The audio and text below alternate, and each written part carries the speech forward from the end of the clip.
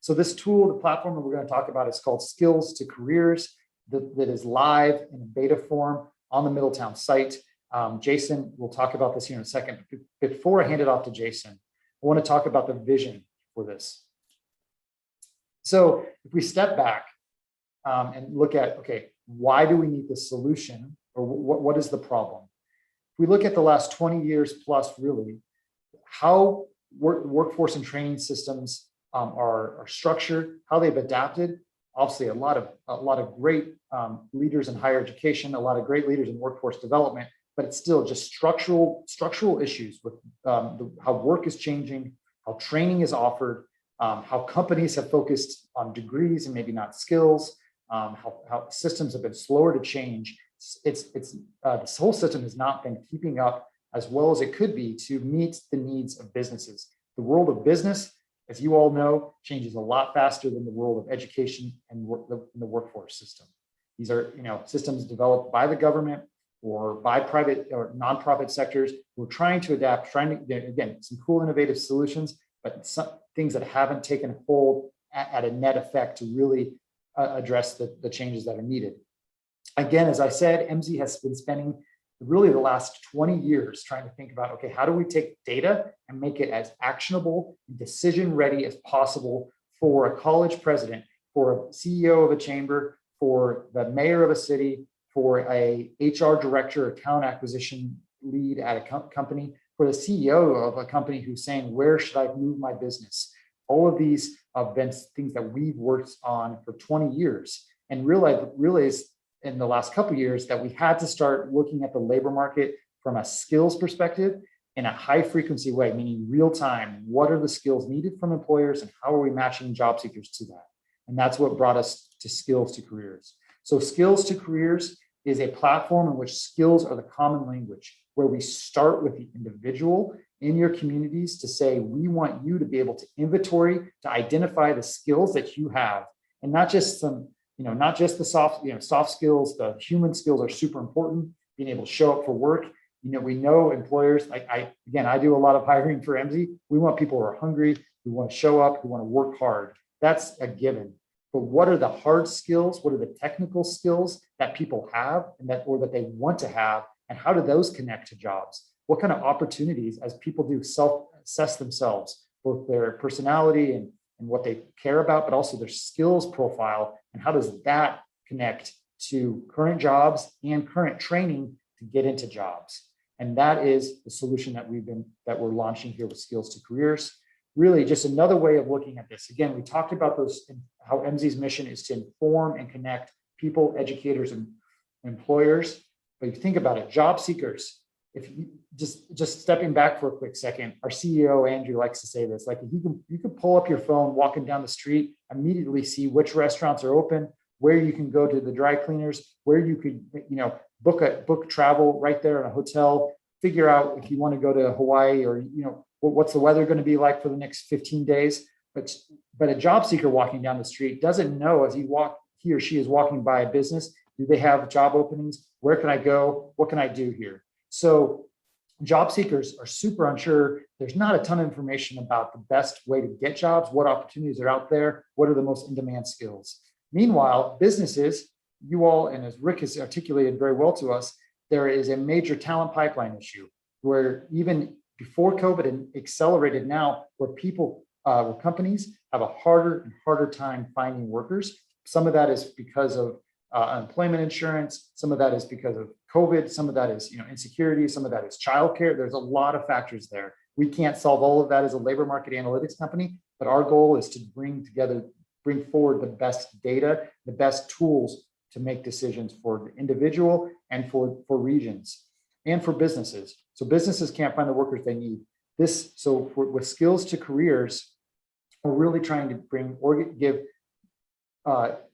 through the chamber, give you all a best sense of who's out there, what are the skills, give you who are the available candidates, but also give those available candidates an idea of who you all are, and what jobs are out there in the region. Meanwhile, the education side of this is also really important. So we take a lot of time to make sure that we are mapping to the right educational programs, the right courses, and giving that from a skills perspective as well. If I one other view of this and why skills is such an important dynamic here. If you think about it, employers for so long, even we work with major corporations like the United Health Group, Procter and Gamble, others who are saying to us, we don't really know the skills even in our current labor force. We've got tens of thousands of employees or 500 employees, and we have a hard time understanding where they could go even inside the company. Meanwhile, there's all kinds of people coming through the educational system.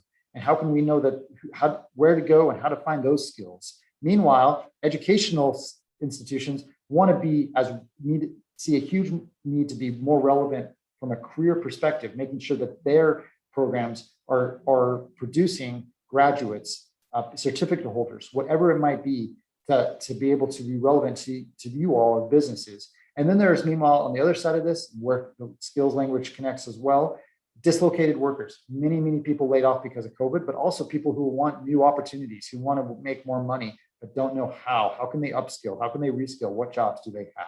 So this is why MZ has been taking this approach. Before I hand it off to Jason, last slide here. Skills2Careers is built on that common framework of skills, like I've said. And really what we're trying to solve ultimately as we develop this out, as we continue to roll this out with the Chamber, as our first client, I'm really excited that Rick took hold of the vision for this new tool that we've been launching. Again, we've been working with providing data solutions for 20 years, but this is a newer way of looking at it. And Rick has done an awesome job taking hold of it. We are the goal here is to build a mechanism to build a pipeline of skilled, job-ready talent. And we're looking forward to going through this journey with you all as we continue to roll this out. So I'm going to hand it over to Jason. Thank you. So yes, I'd like to share with you more about the details that we've built in this solution. As they covered earlier, this isn't something new for the Chamber. The Chamber's been dreaming about a future of work and an opportunity in the future to make a difference in your local community with a model and an ecosystem that fits best for employers, those who educate, and also obviously the talent in your area. And so when we were scoping out the concept and we were thinking of different parties, we immediately thought of Rick and had early discussions with he and Bob. And that definitely influenced the way we defined the parameters around building the product. And so we're really excited to call the Chamber one of our earliest adopters of the solution you're going to see. And they've worked hand in hand with us and really brought a lot of value. And I think it's going to help many around the country to help preparing people to be job ready. So one key thing I want to cover is that we get questions around how's this different than a normal job board? And one key difference is that job boards like Indeed and others start with the job posting. They care most about showing as many job postings as they can to the people who are on their site. And in that way, it's like any website. We start with the worker. We start with that individual who has talents and capabilities and skills they may not know about yet. And we profile them and allow them to surface that and find a language that they can use even when they are in an interview with you all to say, here's what I'm capable of, here's what I can do. It helps build their confidence, but also helps them to apply for those jobs that are going to be best fit for them on the front end. And in that way, we get more qualified people into employers in your region. As I said, we start with that talent, and the very first thing we do in getting them plugged in is we give them an assessment. And this assessment that is showing here on the next screen, we start with the 6-question assessment. We have a 30-question assessment as well for those that want just a little bit more accuracy on it.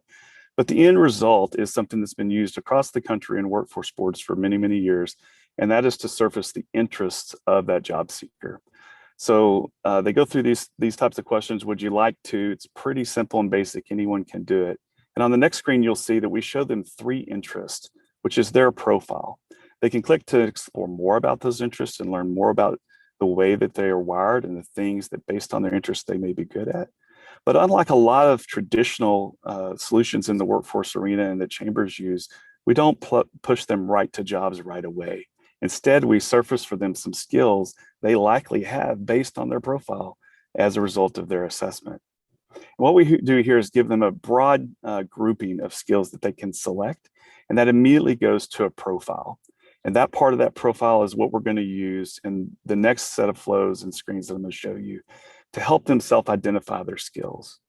Now, one of the unique capabilities of MZ with our 30,000 skills is that we can have them upload a resume. While it's optional and they can skip this step, if they have one, they should do it. And as they upload that resume, we immediately begin to extract the skills that are just naturally in their resumes as a result of the work history. And we surface those in the following screen to give them an opportunity to select those skills.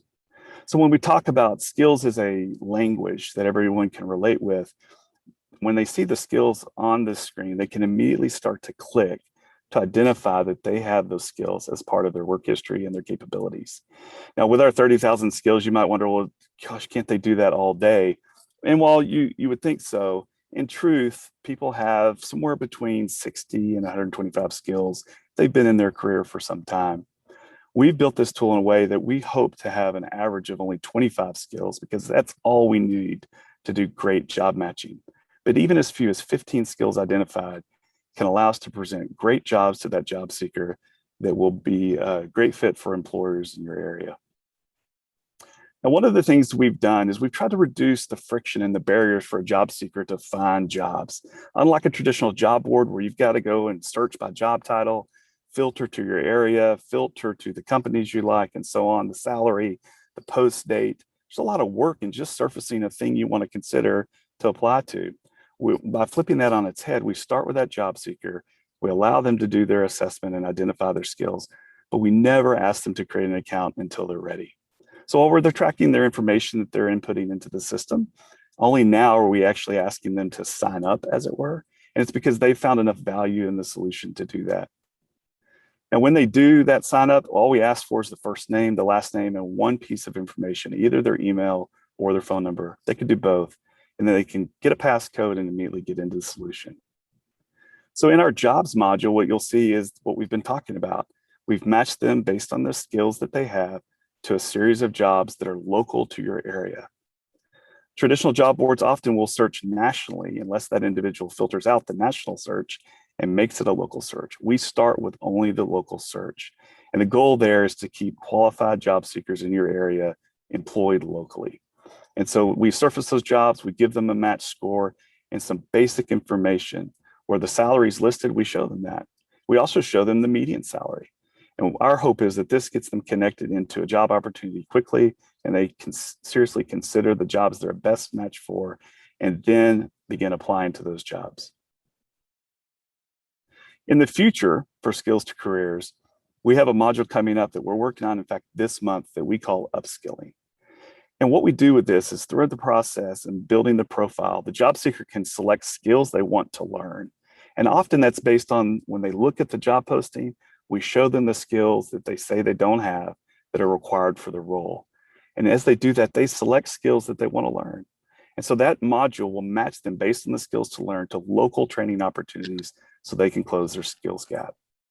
Lastly, a future module is what we call a career explorer. And it allows individuals, even as young as high school and possibly even junior high, to explore the careers in your area with local labor market information and also pathways information that they can see which jobs lead to which jobs throughout a career and begin to understand how that might shape their career decisions as they move forward. Thank you so much, Jason.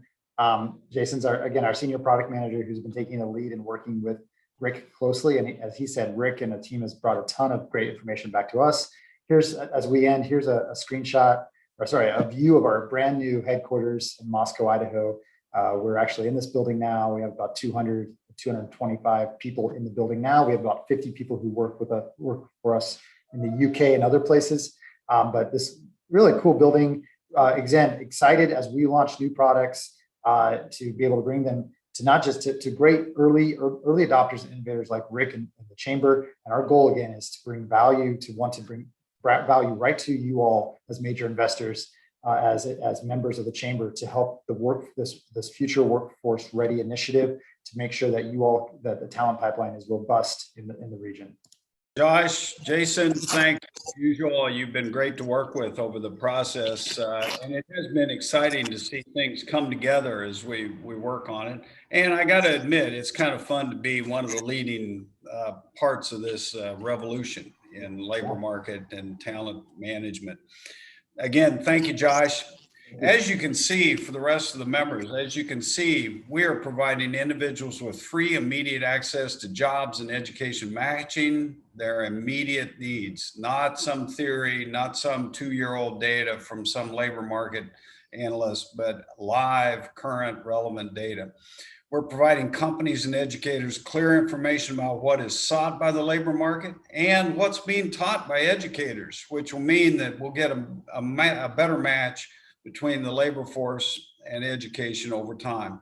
We're bringing potential skilled individuals to company doorsteps, and we're doing this with a frictionless digital system requiring little to no new effort. The innovation requires early investment in the Chamber's work, but as with all digital technologies, the cost will decline quickly with use.